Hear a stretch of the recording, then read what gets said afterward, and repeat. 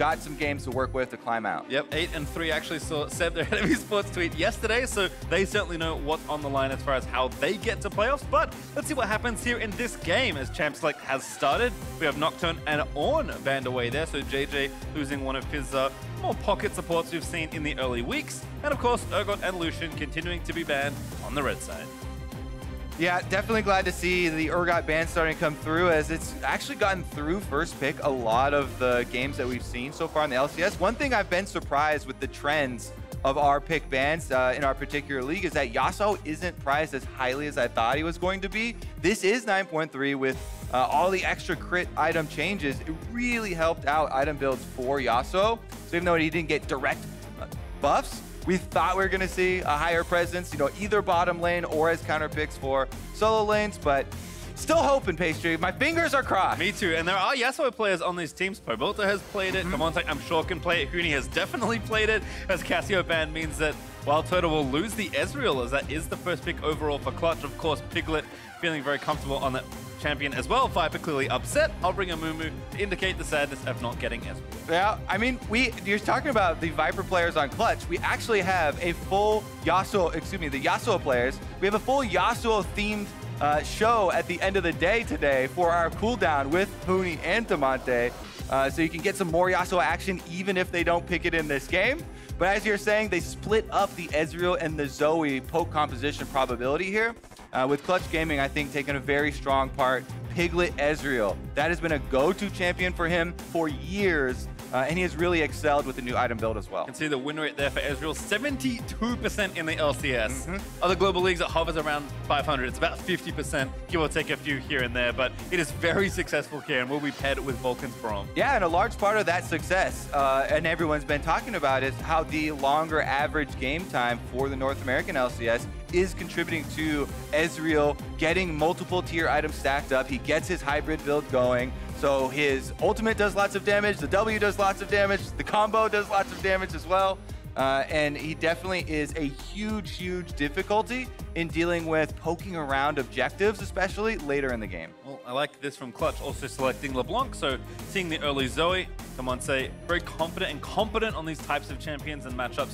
Not bad as well. There's Kaisa also locked in for WildTurtle, so didn't want to lose his option of AD carries. We'll take one now as we begin phase 2 of bans. Kaisa is another interesting one, and we're talking so much about AD carries because 9.3, so many of the items got reworked here. A lot of Kaisas have been starting going for crit. You just buy parts of the Infinity Edge that you're going to build, and I believe an extra pickaxe to get the full flat attack damage for your Q upgrade. That gives you a bunch of burst, you know, takes you through the early game. Then you start completing your items and you go for the attack speed 1 secondary, and you do the kind of crit Kaisa. It's such a cool champion kit where the build has constantly evolved based on the buffs and nerfs to items. The AP Kaisa has been the best at sometimes. The AD Kaisa, attack speed Kaisa. She's definitely very, very flexible. Yeah, and can adapting your draft as well. If you need more AP, build her AP. If you want more AD, because hey, you want to play, I guess Yasuo, you do the opposite, but you have options. We saw that from Sven last game, going basically full AP after Ginsu's, but we have some more bans to talk about. There's J4 banned by FlyQuest and Silas banned by Clutch. Yep, Silas is going to be out here. Anytime you got that wild card banned, I start to think of what are the other possible picks that Clutch want to go for here? You know, are they ultimate-based champions, or do they just not want to deal with Silas? Because not that many players have put in a lot of time practicing against it. It could be either one the case thus far. I do like the LeBlanc pick as well into Zoe.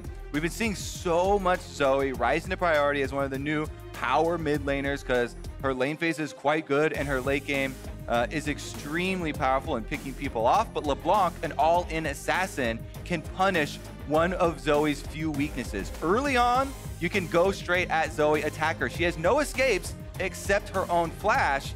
And even when she gets access to her R, you still come back to that same spot. So it makes it easy for mobile champions like LeBlanc to combo with junglers and pull off kills on Zoe. Yep, and we don't have the jungler yet for Clutch, but we do for FlyQuest. As Santorin going to take Lee Sin into battle this go-round. We will see Clutch finish out their draft though. Lira losing his Lee Sin. Perhaps we'll show the Elise again, perhaps something else. Perhaps Huni will play Sion.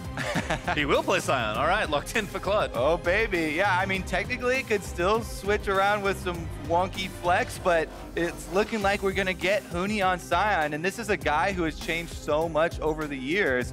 People have been talking about how poorly he's been doing in fairly recent history and kind of starting to fall off a bit. Now he's going to tank duty, it looks like. Presumably, it could be a jungle Sion, and they could give him a top lane Karthus or a top lane LeBlanc if they really wanted to. But we would think it is the jungle Karthus for Lira and the top lane Sion tank for Huni. We'll see, but that is Karthus' last pick there for Clutch, so kind of spicy for the final one. We'll see what FlyQuest wants to lock in to round out their draft. Viper needs a top laner. Viper wants Riven.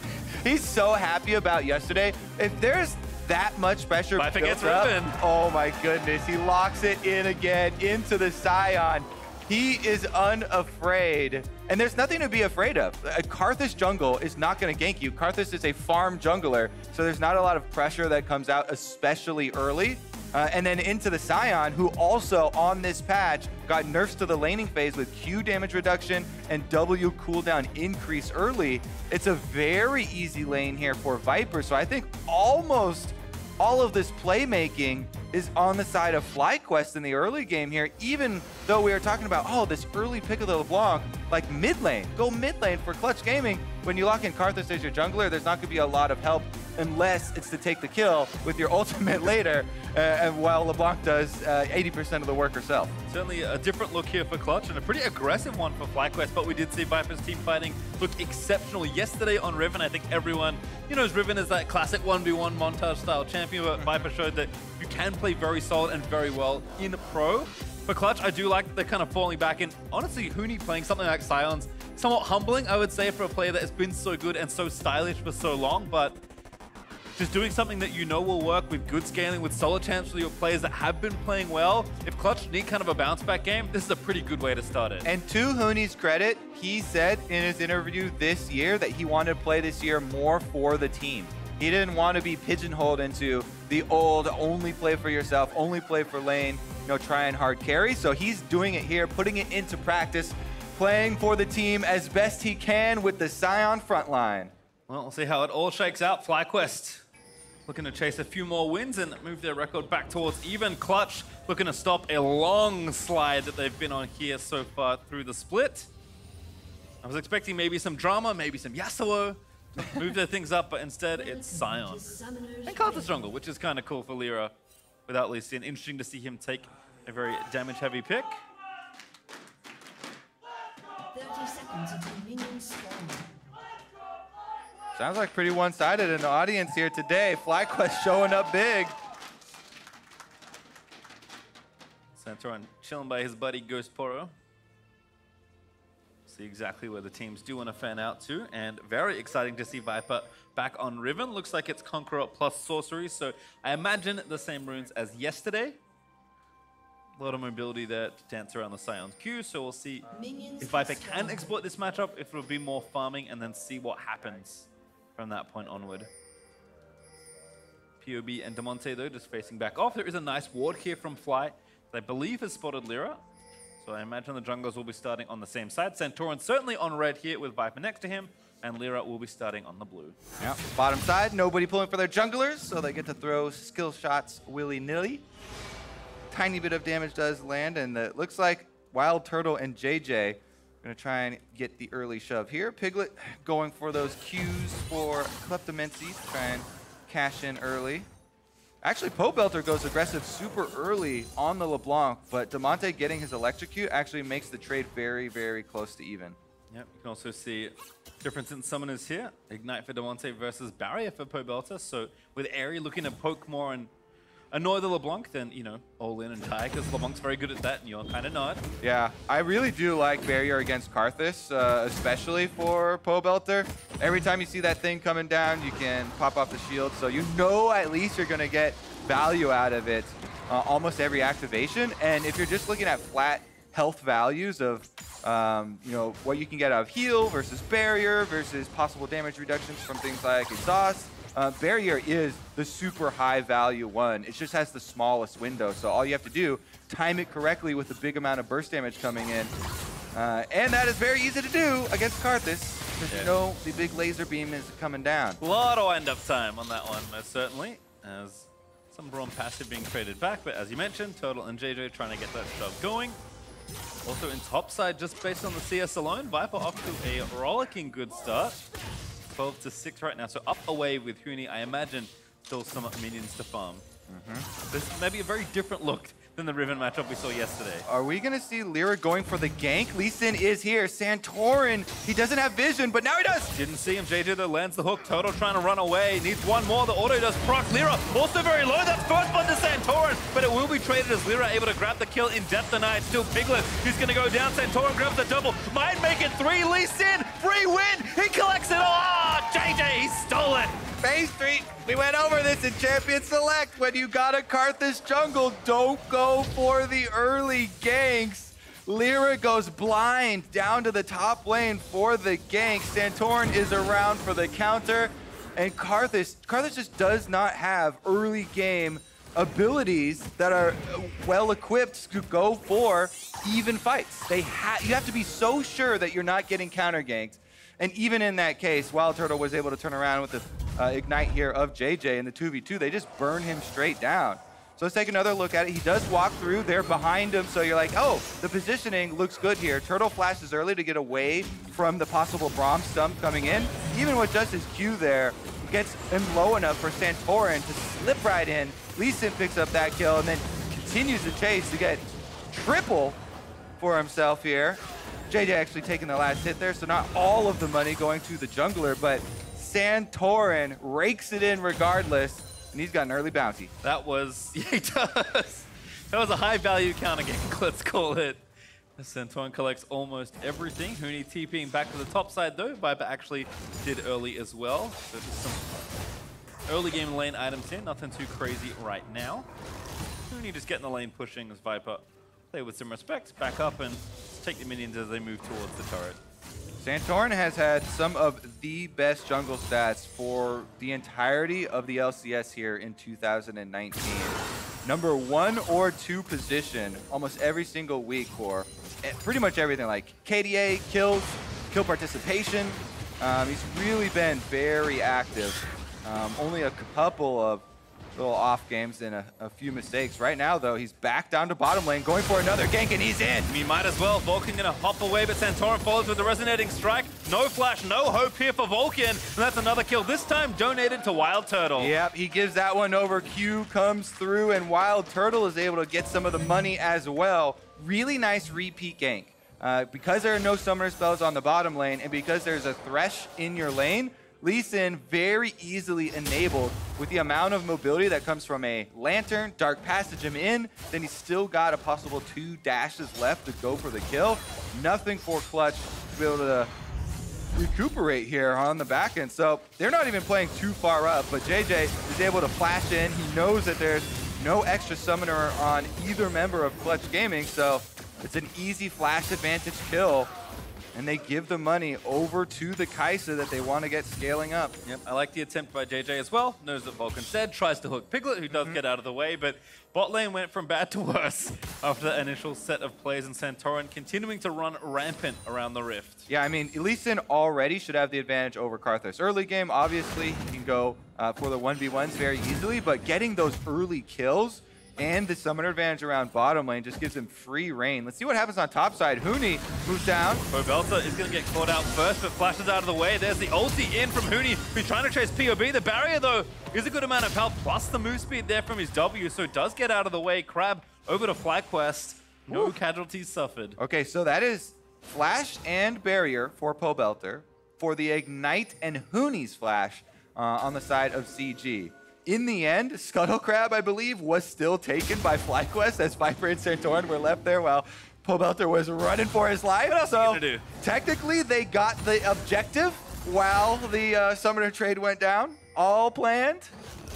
Well, we'll see if there is any sort of revisit here onto Pobelter, or if Damonte can find a play with his flash and... Oh, no ignite. But his flash still up and ready to go.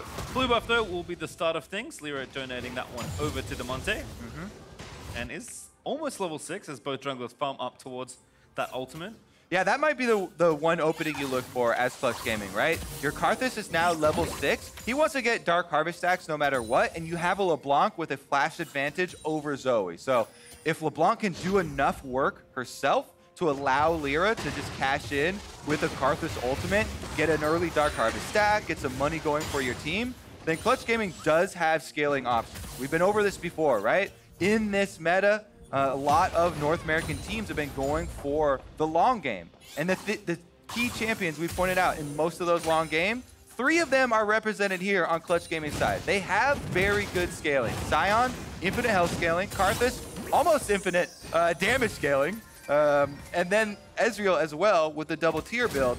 So we'll see if FlyQuest Beast early game here is enough of an advantage for them to end it before Clutch can get enough items and then group up. That is an early cloud director for FlyQuest, so things going as planned for now.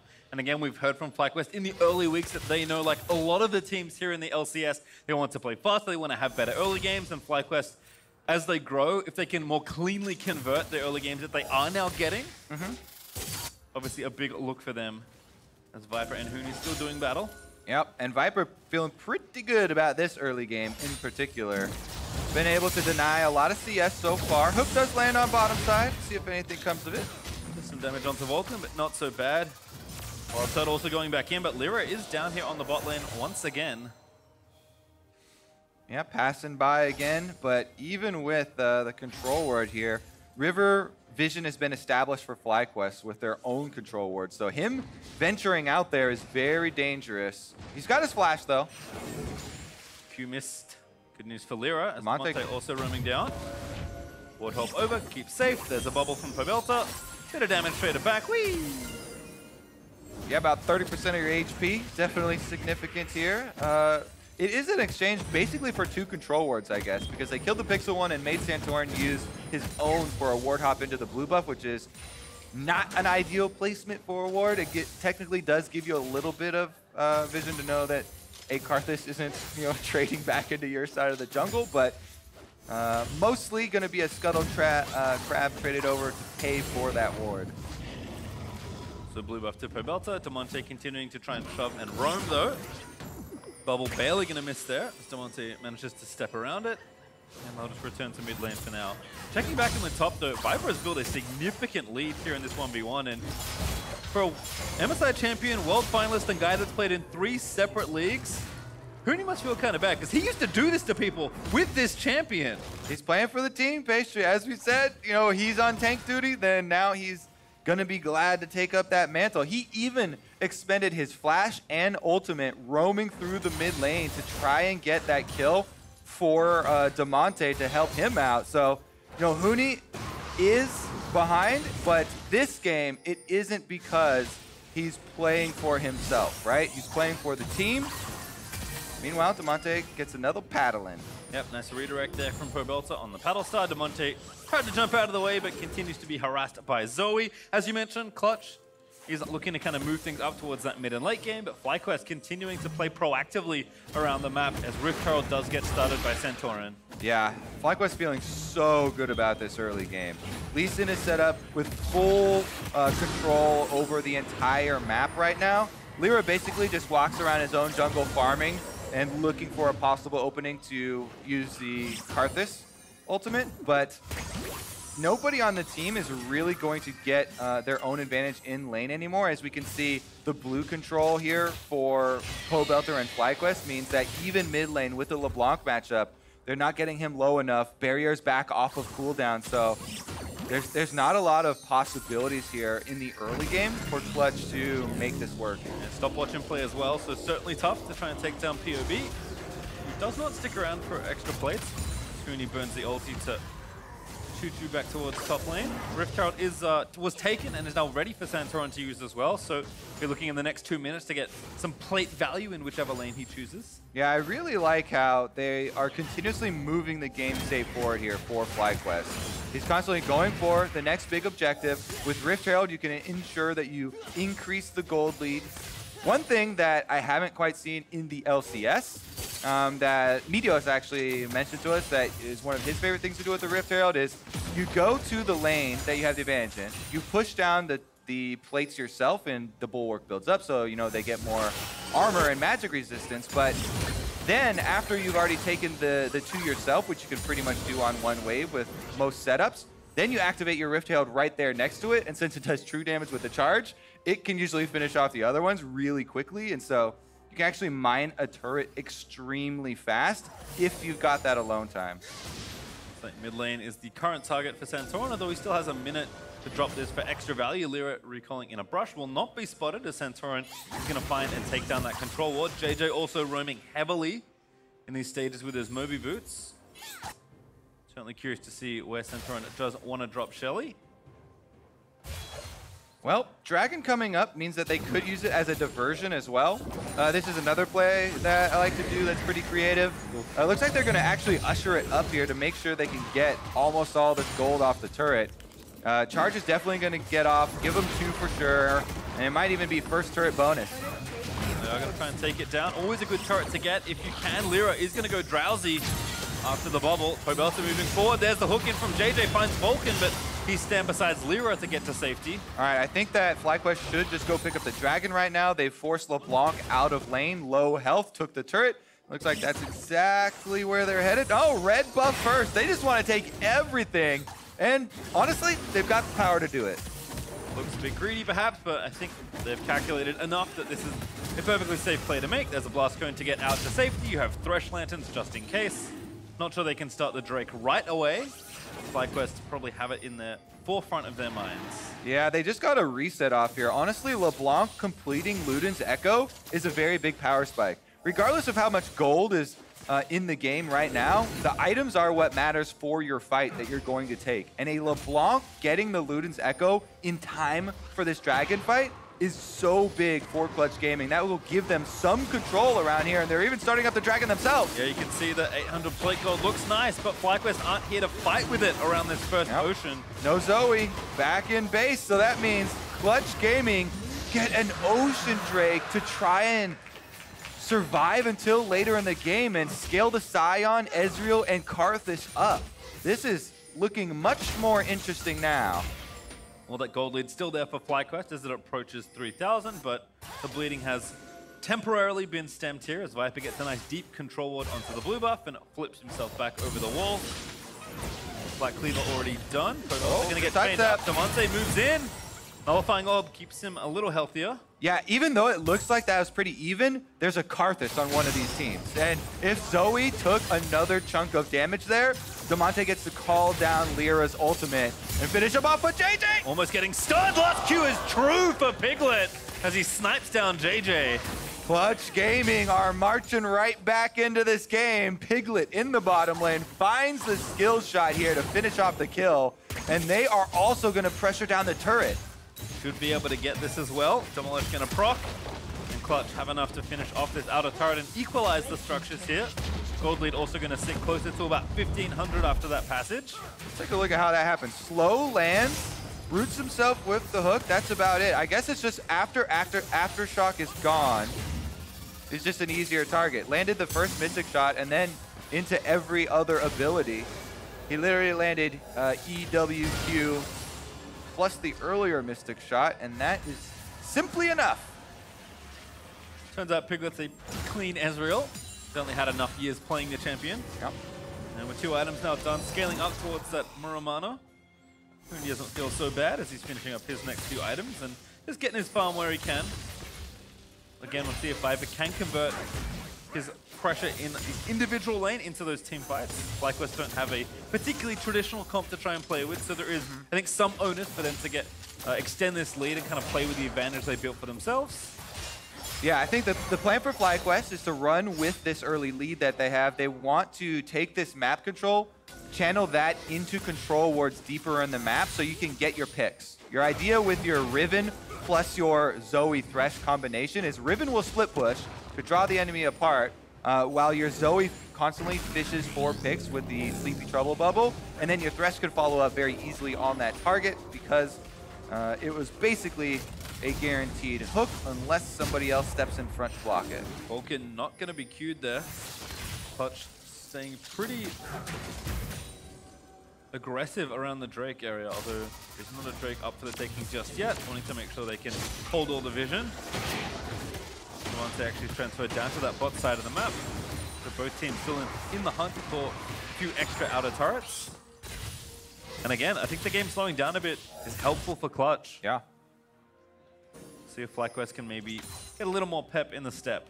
I think the Ocean Drake going to be super helpful as well, dealing with poke that could come out from Zoe. Never mind, Zoe's the one taking it. That was nice. Oh, back into the bubble. Trap didn't quite expire. But Pobelter does not die. Didn't have the barrier, so maybe Damonte could have thought about going a bit further, but decides against it. Everybody on FlyQuest has to get a little bit scared once they get low there. They know the execute could come in. I don't believe there's any Dark Harvest stacks quite yet on Lira, though, because he wasn't a part of the bottom lane kill where Piglet finished it off himself. I'll try and take it for you. Oh, he has 2. I don't know how he has. Nice. Oh, I guess he got because he got the kill. Ah. He got one while dead, and that's what gives it over because Karthus passive. See, it was worth something there, despite getting the triple kill. Anyway, Piglet still sieging in the mid lane. But Turtle and JayJ walking over there as well. Your instincts were correct. Also, we did see Sven on the Ginsu's AP Kaisa. This time, it is that early crit and already has that Q evolve. Yeah, this is my favorite version. And of course, it does depend on your team comp like you were talking about earlier. You want to build around the strengths that you have with your team. But the early burst damage that you get with going the BF double pickaxe for an early Q evolve feels so nice. And now you can see he's going to transition into Rage Blade, plus he can get Infinity Edge afterwards and go crit. Viper's still dancing around, but Tower's pretty healthy here. Ooh, clean. Don't you just love watching Riven's DS face stream? I actually do. Viper's Riven is just exceptional to watch. Zooming down the river, grouping up as FlyQuest might try something around this Drake that's spawning in 15 seconds. Oh, he's stealing some creeps. Turtle's not going to lose his cannon, though, because Viper's a nice guy. All right, let's see. What will Clutch's call be? Because Huni is pushing top with teleport right now on the Sion. They can decide to contest this Drake. They're down 2,000 gold worth of fighting power right now. I think most of it has actually been purchased and in inventory, so we'll see if it actually means a difference in this team fight. Teleport is coming in. They want to fight it. Yeah, it's going to start here. Huni gives up the turret that he could have gotten. Drake is low. Santorin needs to finish it off. He does find the smite, but here's the fight. JayJ knocked up there by Sion. Huni with a great ult. Lira gets the kill into JayJ as Viper does get into the team fight. Finds the two-man stun, but he might be CC'd for a little too long. The knock-up from Huni is wonderful as Damonte grabs that shutdown. Big difference there. And Karthus is... Oh, he gets a stopwatch. Nice watch there from Santorin. Saves his life. But Clutch, they find the fight they want, and they do win it. Huni comes in with the teleport on the Sion, finds JayJ, knocks him with the ultimate plus the Q there, and then a little bit of what looked like miscommunication for FlyQuest, because Santorin got chunked out so heavily, you knew he is out of there. Viper does go in on the Riven and initiates for the team, makes a little bit of space for them, but he definitely goes down himself, and it is 2 kills and a turret for Clutch Gaming. Yeah, Clutch actually go up in structures and slightly ahead on gold, despite the disadvantage they were at, as we'll watch this one again. All right, Santorin does get the execute damage with his Q smite at the end, so they get the Drake on the way out, but since LeBlanc basically burns him down, he has to get out of the fight, and they already lost JayJ, so Viper going in there means that he is going on a one-way trip. Piglet still chases, but no extra kills there for Clutch. But again, they'll take it. Looking to scale, happy to even up the gold, and FlyQuest feels like they somewhat floundered the lead they built for themselves. Certainly still available to find some team fights as the game moves on, but feels like things just aren't as easy as they would have been about 5 to 10 minutes ago. Yeah, and we were definitely questioning a lot of Clutch Gaming's communication and coordination, especially earlier yesterday. But today, I really do feel like they have taken those moments where they see FlyQuest going for the recall after stealing that red, right? And slipping in to get the dragon. Huni trying to look for these opportunities on Sion to engage for the team. So it really does seem like it's paying off so much better for them this time around. Oh, Damonte just gets deleted as Santorin's on a killing spree. Nice bubble there from POB. Yep, POB able to find the pick here. Now, they should be able to get some damage on this turret. Maybe even stick around to finish it off. I guess Santorin's not going to come on the least in to finish it, but Pobelter will do enough work himself, and we'll pretty much just have a reset. We'll keep FlyQuest up ahead in gold if they can claim this turret. Actually up a few stand hundred for after it. that. Boom. There we go. A few more sparkles onto the turret, and that's a take. Yeah, people have become pretty accustomed to, once turret plates are gone, the outer turrets are insanely squishy, right? Because all these defenses left. So even though it looks like it might be risky going for that turret without your minions left, the turrets become so squishy after that 14-minute mark. And Pobelter, very well aware, sticks around, cleans up the extra gold for the team, and we are even, Pastry. 2 turrets apiece, and the gold only 1,000 apart. Yep, not really a lead here for FlyQuest despite being ahead. 2 items done for both mid laners. Turtle finishing off his next few items as well.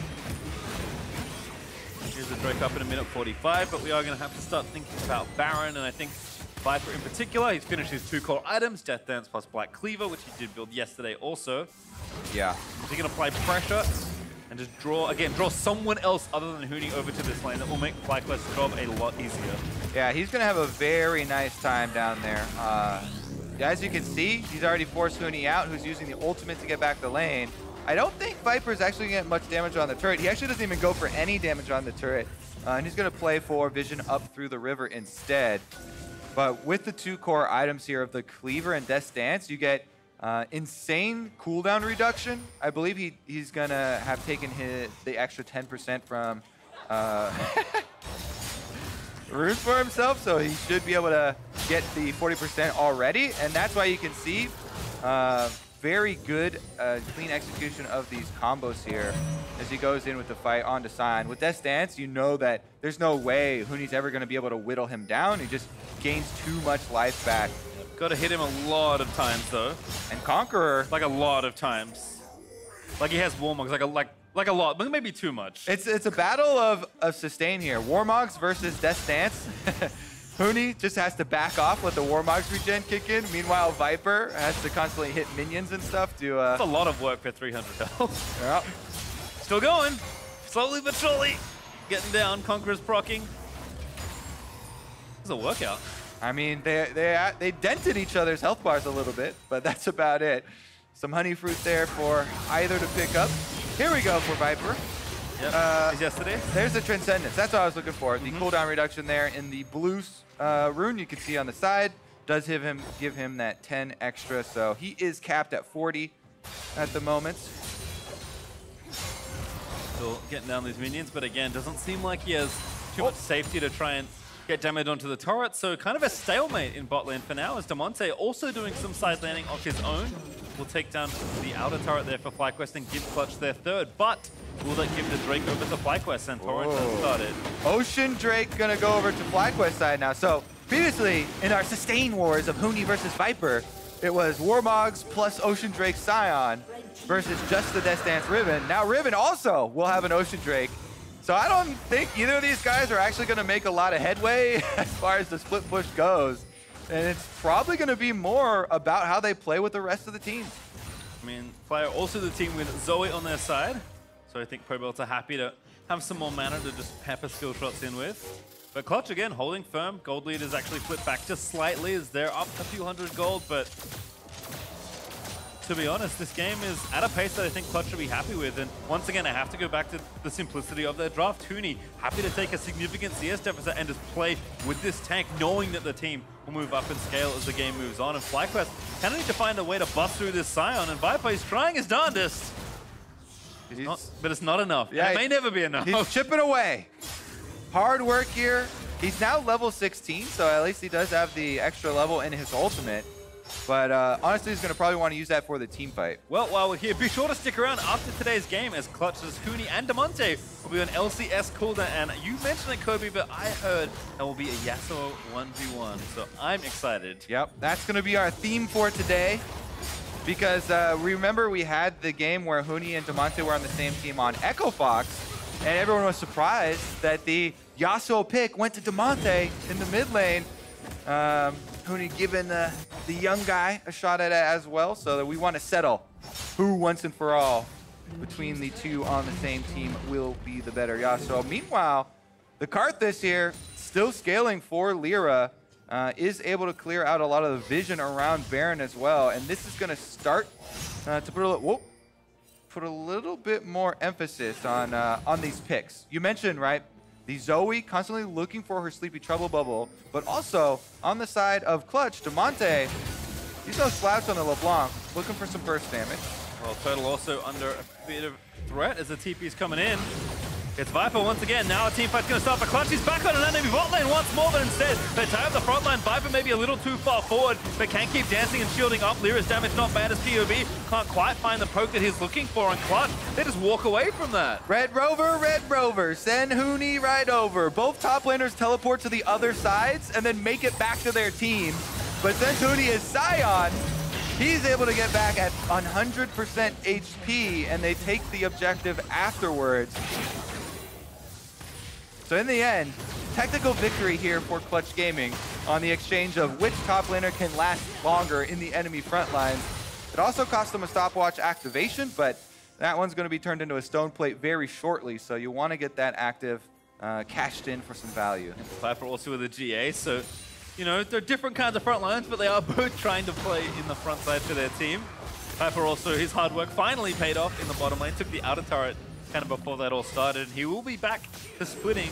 With no TPs up, he might have a bit more room to work with, but Clutch with that extra tower also threatening around the Baron very rapidly.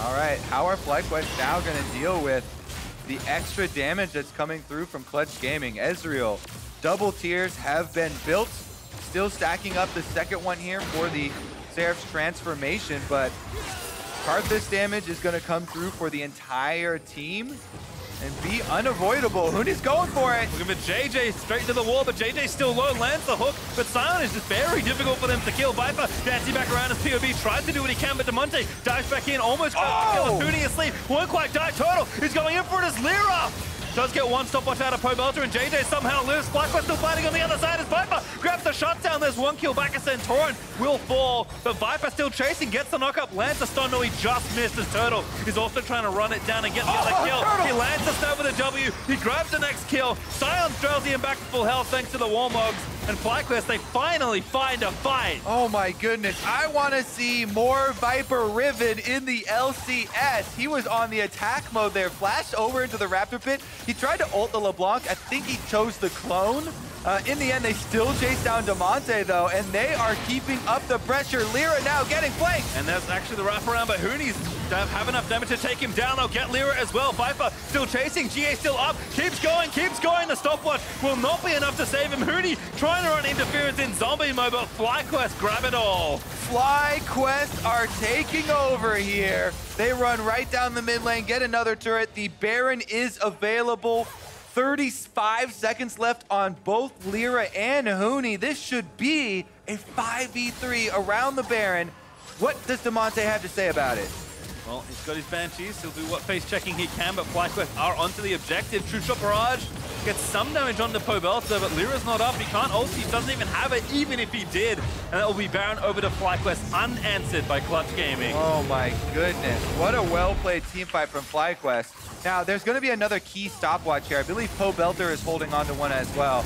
JayJ, he flashes over, still gets hit by so much of the Sion and Ezreal damage that you get a little bit worried for him, but he just plays back in the team fight now, zoning a lot of the damage. You can see the Karthus and the Ezreal did not enter the rest of it, so it's mostly this team fight about positioning, where FlyQuest were able to section off the members of Clutch Gaming, finish up their kills, play as a team, and they just were relentless. After they got the edge in the team fight, the pressure continues. They go for the reset, Viper flanks around behind the turret. They also have JayJ come in, landing the hook off of the bubble like we talked about.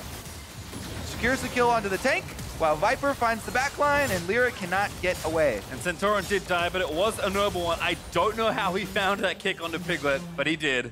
That kind of rolled the rest of the team over from there as FlyQuest play wonderfully as a team to give themselves this Baron and a pretty significant gold lead once more. The gold standard, of course, is to crack some of these inhibitor turrets. We'll see how Clutch's defense looks. I gotta be honest, I was a little worried for Viper coming into the LCS. With the top laners that the teams were sporting this time around, he is the new guy coming up from the academy. The Riven player, people were really worried what was he gonna be like without it.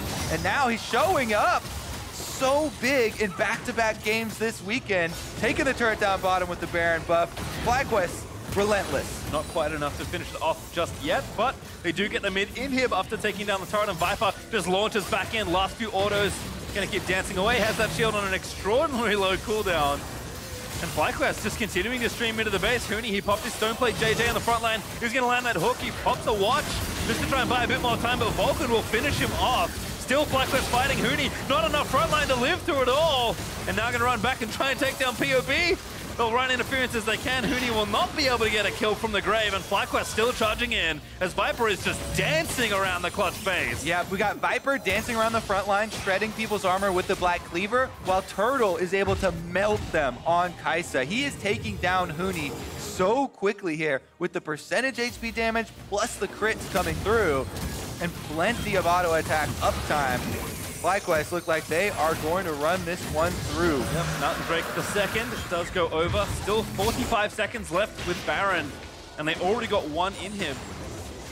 See if they just want to charge down and take that bottom side, or maybe look for a bit of damage on top. But regardless, a game that was kept close by Clutch's good play in the mid game is once again broken wide open by FlyQuest. We get another Spear of Sojin today, Pastry, as well. Viper was able to pick one of those up. Definitely a rich man for being able to activate the ultimate, getting the extra little buff for your attacks as well afterwards feels super nice. I think he's in Earth mode now. Yeah. I think that's what happens when you assemble this build. He definitely liked the playstyle, right? He rushed 40% CDR. Now he's got the basically old Essence Reaver passive in the Spear of Sojin, coming with overcapped CDR even.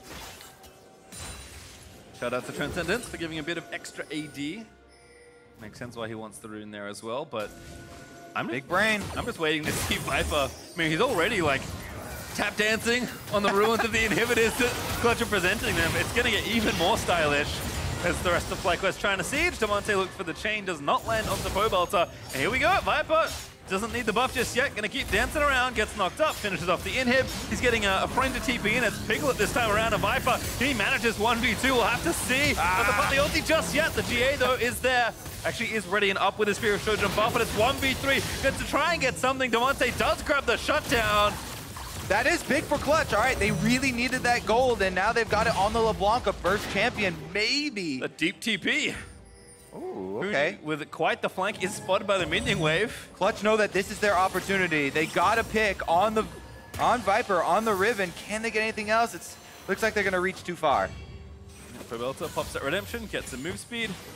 And that's 2 inhibs down for Clutch. Super's going to start charging towards those Nexus turrets. Top inhib also open. So Viper did die, but it was a valiant death.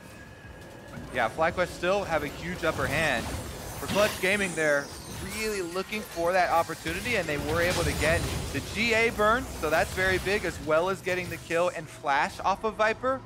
So, you know, you have to look at the baby steps when you're in this situation. They do still have, you know, Karthus and Ezreal damage behind a Sion, even though Huni has been getting melted by the output here so far from FlyQuest. That is a necessary step for them to take. Yeah, I mean, really not that far off, though, for Clutch. I think a death cap away, pretty much, for Clutch to really be able to say, okay, we've hit our point where we feel our comp is maybe at its strongest, given the play of the game so far. Yeah, one key thing is that there are at least no more stopwatches to negate the Karthus ultimate coming down. That has happened a couple of times here and denied Clutch Gaming. So definitely looking dire with the 2 inhibitors down, but Clutch have to stay strong and go for that defense. FlyQuest have to show that, you know what, this game was a bit back and forth. We did get a lead, but we're still capable of closing things out. Viper continuing to be a terror there in the bottom half of the map. Pobelter continuing to play fish. Looking for Piglet, not going to grab it. Damonte breaks the Banshees. Chain not going to land, and he zips back over the wall. Look at this giant Bloodthirster shield on WildTurtle. Adding the extra overheal lifesteal as well. This means that that is over 1,000 shield health right there. You can tell because the big little marker there on the health bar. Each one singles. Oh! Charges in on the Piglet, was forced to flash out with a supercharger invis. Holy moly! That was a turtle moment. I was looking at the big shield health bar. He made it bigger with his ultimate activation going in 1v3, but once he got exhausted, he knew, all right, fine, I'll flash out. He doesn't hard commit to it, gets to the Thresh Lantern. I like it though, there's always these moments in the game where you're like, okay, you know, this is gonna happen, they're slowly gonna move up, and you can feel maybe player like Turtle getting a little bored. He's like, I hit him, let's go! Pobelter picked up Piglet's Gunblade, put him to sleep, because FlyQuest are trying to take down the Baron nice and swiftly. Kaisa so good on this objective, and Santorin just in time, but not even needed, as FlyQuest claim a hasty Baron. My goodness. All right, with the Baron buff, that is dead. Oh, they're actually going to go for a reset first, but this Baron is going to really put a lot of oomph behind the push here from FlyQuest. Everybody going to go back for one last reset here, purchase elixirs and everything for the full inventories. Extra little blasting wand there for Pobelter. They'll send Viper top, they'll move down to the Elder Drake and just force Clutch to come to them. And Clutch, they've maybe hit their points. I do see 2 death caps now on their side, but... That's big. That's a huge breakpoint. You're talking about completing the death cap for Lira for this Karthus. He's also level 16 now. There goes Huni into the wall. Doesn't quite land the slow, so FlyQuest will get some initiative here. Bunch of CC thrown in. Not bad on the damage front. Pobelter back in again, but Piglet starting to pop off with the damage himself. Yeah, Clutch Gaming still have teeth. You have to be very respectful here. Viper's going for the split push, so Clutch don't have very much time, though, to work with, because Viper's closing in on top side, and super minions are already on the Nexus turret. They've got to defend. Yeah, player actually just barreling down mid lane, trying to take down some more structures. Viper move his way over. He's working on the Nexus. He's going to take at least one of these turrets. He does move away. He's getting the hits down. He's not going to get CC'd up, but can he get out? He dashes out to safety. Now his team moves in to reinforce, and Damonte's out in no man's land. FlyQuest just move in and demolish these inhibs. Yep, with Baron buff 2 buffing up super minions. Clutch's hands are full trying to just clear out the minions in their base, much less FlyQuest, but they're chasing him down. Huni back in, but again, can't find a target. Will be hooked up. So FlyQuest just back off. There's no reason to make a big play. Just take the Elder Dragon, reset once more, and end the game. All right. I want to see them push into the base after the Elder Dragon, but I think you might be right, Pastry. They might go for the reset here with the extra Baron buffs empowering it. Ah, they were thinking about it. Come on. All right, you know what? Maybe they've changed their tune code, but the old FlyQuest would have reset. All right, they're going for it. Baron buff is still on for 1 minute and 18 seconds, and now they've got the extra 4 Elemental Drake back to Elder Dragon buff with true damage coming through. This is definitely going to be it. Well, 1 inhib left to defend, and then 1 Nexus after that. Can Clutch make the miracle comeback here? If they get the pick, if they don't waste any time, they immediately go for the offensive play to try and buy themselves a window. That is pretty much the hope. If there was a comp to do it, it does seem like this one for Clutch, but the walls are just closing in around Clutch. They played pretty well to try and push the game to this point, but FlyQuest just looked a little better now, putting the finishing touches on Clutch's rubble as that inhib falls as well. This is the nightmare scenario. Baron buff, super minions everywhere, Zoe's poking you. Oh man. The Riven. Slow and steady towards the Nexus here for FlyQuest. Viper though, taking matters into his own hands. He wants to try and take down the Nexus. They can't really do anything about it. There's too much for Clutch to juggle as FlyQuest stick the landing and take down Clutch. Viper gets one last kill there at the very end, right before finishing the touches on the Nexus itself, and FlyQuest looking scary. Back-to-back Riven games this week, back-to-back wins, 2-0 weekend. and they are surging once again, rightful place at the top of the standings. Absolutely. I think it's always nice to see these players with their pocket picks. You know, you get one win with a champion like Riven, like, okay, yeah, like, that was cool, dude. Yeah. You know? But to do it again in such commanding fashion, like, it's not just a pick they're playing because he's really good at it, because he is. They also believe that they can build comps around it and win games against a very strong-looking team-fighting team for Clutch. Clutch were in that game pretty much the whole late game. Those last 10-15 minutes, if they could have found a fight, they could have won. But FlyQuest executed really well with their team comp. Yeah, definitely true. The Clutch gaming scaling kind of looming over you the whole time, a little bit unsure. But I have to say, really good play from every member on that team. Pobelter constantly finding the picks with Zoe. We had Santorin in the early game dominating for the bottom lane, getting those early kills, set up this Kaisa, WildTurtle, to be massive. And he had almost 3,000 health there with the Bloodthirster shield at the end, charging in with the ultimate as well. Definitely a super exciting ending and a team fight there for them. And we have been somewhat critical of teams that say, hey, you look good when you get to play your style, but what else can you play? I think FlyQuest, after that game, get to join the club of, hey, we don't just have to play tank tops to win our games. We can play Riven That's for and sure. win. Well, let's send it down to Ovally for an interview with Santorin himself. Thanks, guys. Santorin, congratulations on the win. 2-0 weekend for FlyQuest, complete opposite of last week. What changed for you guys? Honestly, I think we're just playing easier drafts. So like Zoe makes the game easier because you just poke people out. I think we're trying really hard to play really aggressive style the last few weeks, and I think we're just not quite there yet. And we saw Viper pull out his Riven again like he did yesterday. Did you want him to play that pick? And tell me about the jungle dynamic between you guys. I think yesterday it was a great Riven opportunity. Today it was a little suspect. I didn't think it was like too good of an angle, but he's just a really good Riven, and I love playing with Viper, and he's just like a really great teammate. How has he changed the way that you've played? I think he's a really aggressive guy, and he loves like making insane plays and like a bunch of TP flanks, and I really enjoy like that kind of like aggressiveness. He just has to like get more experience and understand like which aggressive timings he has to take and not take. So I think eventually he'll become a really good player. Well, thank you so much, and congratulations again on the win. And for more on the game, let's hear from the State Farm analyst desk. Thank you very much, Ovally. Aggressive games coming out here. FlyQuest, another win, 5-3. Riven. Another Riven as well, which I'm excited for. This time into Sion, it wasn't a direct counter pick, but more so, hey, this works. I mean, every team can play Sion, right? You're going to see that all the time. So he's like, no. Into a box kind of matchup, I'm still going to bring out my signature pick. They're alone in third place. FlyQuest look legitimately very good. Yeah, and it's still a good comp to play it into. When you look at the amount of CC on this side, there's no CC jungler, basically no CC mid laner to lock you down. Marksman, no CC. Sion, ult, and Q, very easy to dodge by a Riven. So you basically have a Braum passive that you hope doesn't get stacked up on you. Right, and I think moving forward, it just kind of cements the fact that, hey, if you're going to pick Sion or something, I'm going to pick Riven too. I'm going to be a split push threat. And it's really cool to see him and the other top laner earlier that was playing Jax. Broken Blade. Broken Blade. The new top laners coming in, picking these hard carry top laners, just split pushing. And they're finally showing a different style rather than just team fighting, because the past 4 weeks, it's just team fight after team fight. Whoever wins that wins the game. But here, you're just split pushing. You know, what's interesting is this happened last year as well. Remember when Licorice came in for Cloud9, it was like, oh, he's the carry top only player. And then by the end of the year,